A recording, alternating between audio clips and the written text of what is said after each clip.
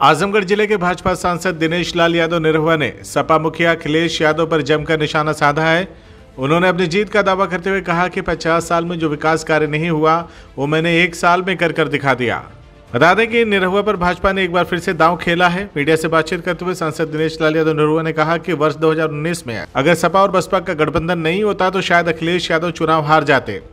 बसपा से गठबंधन के कारण वो चुनाव जीत गए थे। उन्होंने कहा कि इस बार बसपा अकेले चुनाव लड़ रही है, वह अपना वोट ले लेगी और अखिलेश यादव चुनाव हार जाएंगे।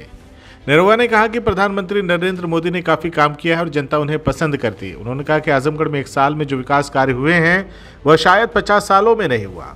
सांसद निरहुआ ने कहा कि आजमगढ़ में नया रेलवे स्टेशन बन रहा है और आजमगढ़ की जनता विकास को देख रही है। उन्होंने कहा कि जो विकास हो रहे हैं वह तेजी से हो, इसलिए 5 साल फिर जनता से मांगा जा रहा है। उन्होंने कहा कि समाजवादी पार्टी अब समाप्तवादी पार्टी हो जाएगी।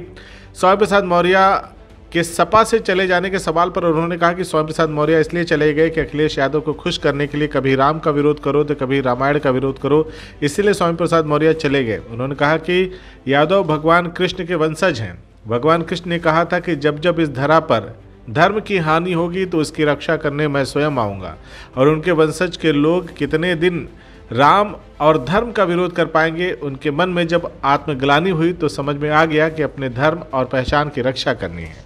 आज आजमगढ़ में जितने यादव प्रधान हैं, जितने यादव बीडीसी हैं, जितने यादव ब्लॉक प्रमुख हैं, वो सब मेरे साथ आ रहे हैं। आने का कारण भी यही है कि उन्होंने देखा कि भाई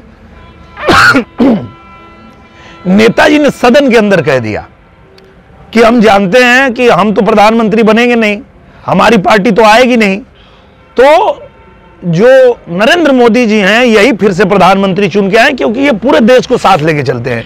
ये बात जब नेताजी ने सदन के अंदर कहा था तो पूरे देश को समझ में आ गया, खाली अखिलेश जी को समझ में नहीं आया। और अखिलेश जी उसी नरेंद्र मोदी जी के खिलाफ बात करते रहे, षड्यंत्र रचते रहे। वो चाहे कि हम अपना महागठबंधन बना के रोक लें, पर नहीं रोक पाए।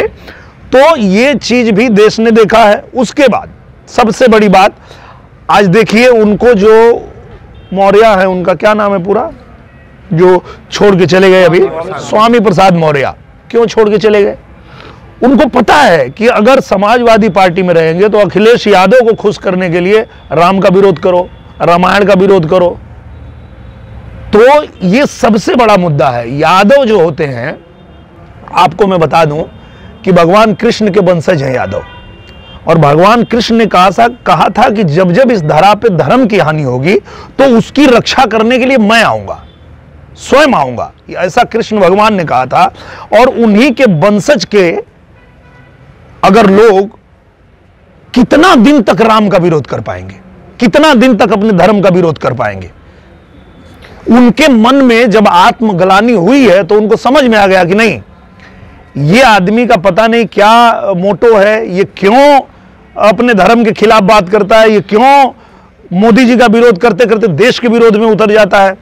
तो इसलिए जो है उनको भी ये समझ में आया है कि अब अगर हमको अपने धर्म की रक्षा करनी है, हमको अपने पहचान की रक्षा करनी है कि यादव मतलब अपने धर्म का रक्षक होता है, यादव मतलब देशभक्त होता है।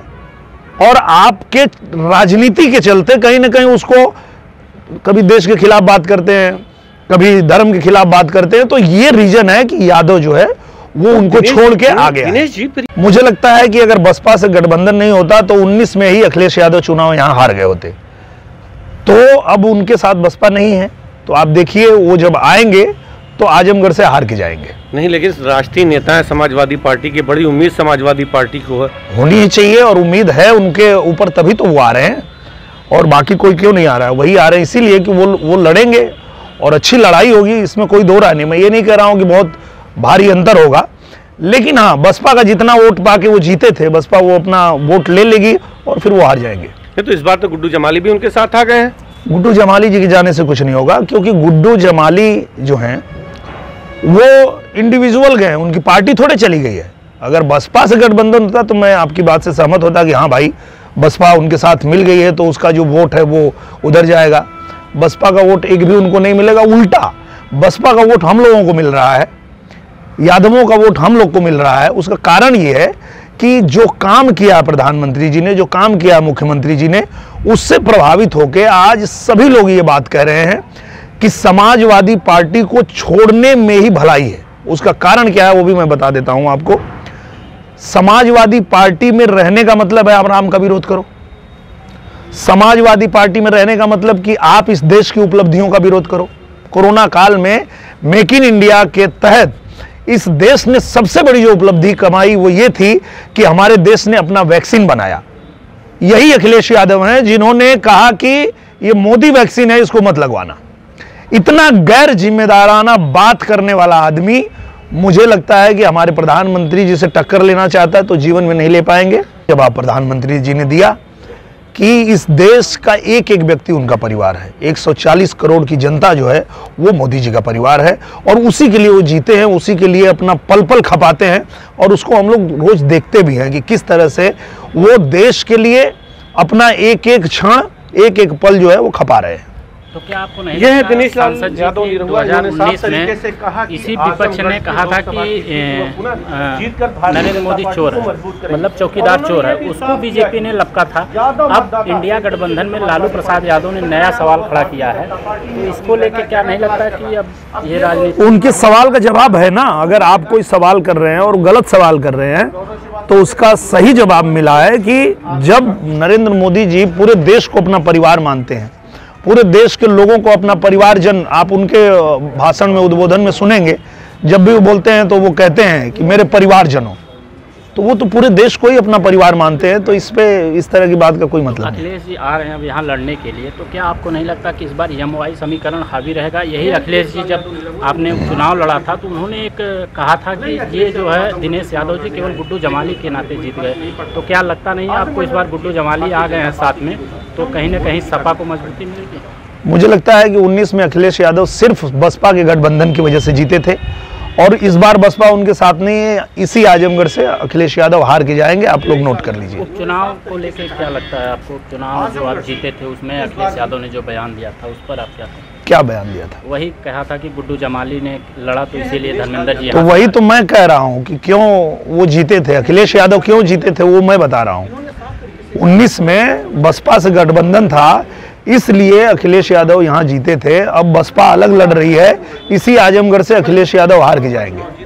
तो क्या लगता है इस बार आप जीत से पूरी तरह स्वस्थ? एकदम निश्चिंत है। 2 लाइन क्यों गाना का अभी देखिए सबसे बड़ी जो देश के लिए बात चल रही है उस पे हम लोग जो है आजकल 2 ही लाइन कहते हैं, चोर लुटेरे नहीं बचेंगे, बच गई सबकी घंटी है। चोर लुटेरे नहीं बचेंगे, बच गई सबकी घंटी है। देश बढ़ा है और बढ़ेगा, मोदी की गारंटी है और हर गारंटी पूरा होने की भी गारंटी है। CIB इंडिया न्यूज की सभी खबरों को देखने के लिए लाल रंग की बटन को दबाकर चैनल को सब्सक्राइब जरूर करें, घंटी जरूर दबाएं ताकि हमारी सभी खबरों के नोटिफिकेशंस आप तक पहुंचते रहें।